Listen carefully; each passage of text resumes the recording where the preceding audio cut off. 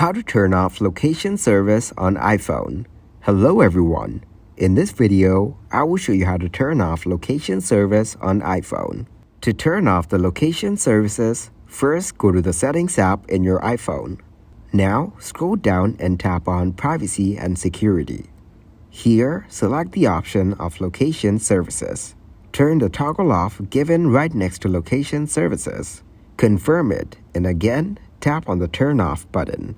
Now your location services have been turned off on iPhone.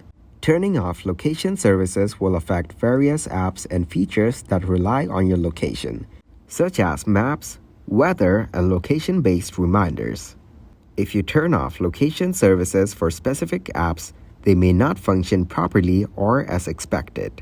But some system services may still use location information even if you turn off location services, such as Find My iPhone.